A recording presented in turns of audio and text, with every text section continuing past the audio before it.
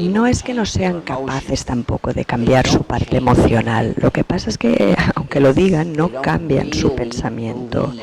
Por ejemplo, Juanjo seguía sintiéndose a disgusto hasta que empezó a entender un poquito que en el fondo tampoco necesita la aprobación. Está empezando a entenderlo, pero aún no es que lo haya logrado del todo. Todavía siente cierta ansiedad, cierta vergüenza cuando hace cosas, tonterías, y puede que se sienta incluso enfadado, triste cuando es criticado por una persona más poderosa que él. Esto va a seguir siendo así hasta que de verdad cambie su pensamiento y entienda estos nuevos pensamientos, estas nuevas ideas. Os voy a dar un ejemplo. Sí, supongo que la mayoría sois lo suficientemente mayores. Quizás un ejemplo de algo que os haya ocurrido en vuestra propia vida. Hubo una época en la historia en la que no era aceptable tener relaciones sexuales antes del matrimonio. ¿Os acordáis de esa época, algunos?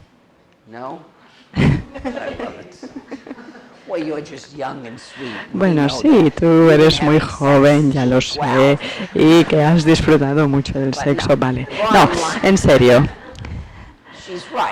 Tiene razón, ella es lo bastante joven como para no haber vivido esta prohibición, pero para los que vivimos los 40, los 50, de verdad, los que éramos jóvenes en esas décadas, no manteníamos relaciones sexuales. Prácticamente te ponías a temblar si pensabas en tener sexo con otra persona porque se consideraba que era lo peor que podías hacer. Pero fijaos lo que ha ocurrido. En unos pocos años, ella ya ni siquiera se acuerda de cómo era esa época.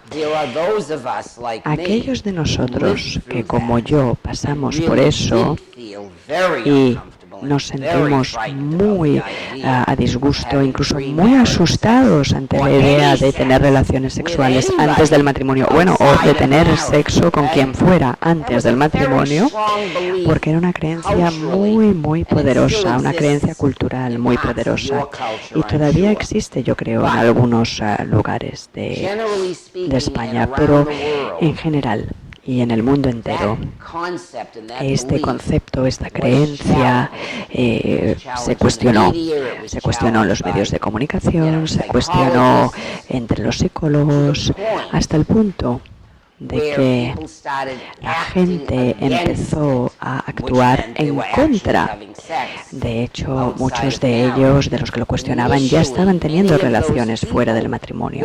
Y al principio, muchas de estas personas, a pesar de todo, se sentían culpables de haberlo hecho. Al principio, porque poco a poco, cuanto más lo hicieron, cuanto más cuestionaron el sistema de creencias, esta misma gente hoy no siente ningún tipo de incomodidad ni disgusto por el hecho de mantener relaciones sexuales fuera del matrimonio. Esta es la analogía. Es exactamente lo mismo que ocurre con la terapia. Ante cualquier creencia, lo primero que hay que hacer es confrontarla, cuestionarla y darle a la gente información sobre por qué no tiene sentido tener esas creencias y por qué no es útil pensar así. Y después se les da a esa gente, a esas personas, ejercicios para actuar en contra de esas creencias.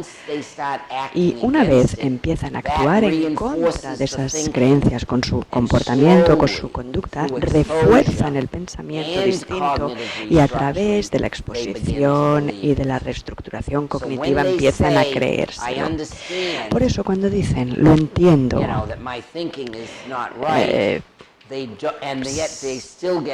y a pesar de todo siguen estando angustiados, iracundos o deprimidos, es porque en el fondo no han cambiado su sistema de pensamientos. Y uno no cambia hasta que no actúa en contra. hasta que uno no pare de sentir ira, hasta que uno no piense que los demás pueden hacer lo que quieran y no tienen por qué hacer lo que yo quiera. Cuando uno realmente cree en eso es cuando funciona, incluidos los hijos, los padres, la pareja, los asalariados, los jefes. Todo el mundo puede hacer lo que quiera cuando quiera. Cuando uno realmente cree eso, entonces ya no siente ira. ¿Vale? Sí, sé que es largo, que no se hace simplemente en unas pocas sesiones. Hace falta bastante tiempo para reestructurar totalmente el pensamiento. Y con la ira es más duro, realmente lo creo, porque con la ira no tenemos un consenso. Los profesionales y la sociedad en general no tienen una visión consensuada sobre la ira. Hay unos cuantos que pensamos que es necesario reeducar, tanto a los profesionales como a la sociedad en general. Y hay que explicar que la ira es algo que no es sano en absoluto, a todos los niveles, el nivel personal, interpersonal, gubernamental, internacional.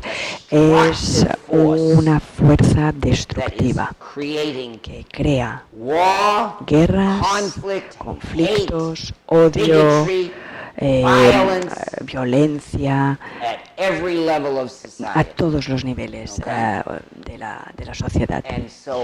Y, por lo tanto, para conseguir que vuestros clientes trabajen con diligencia en contra de la ira, no es nada fácil, porque, por supuesto, va a haber otras personas que les digan que no pasa nada, que pueden sentir ira.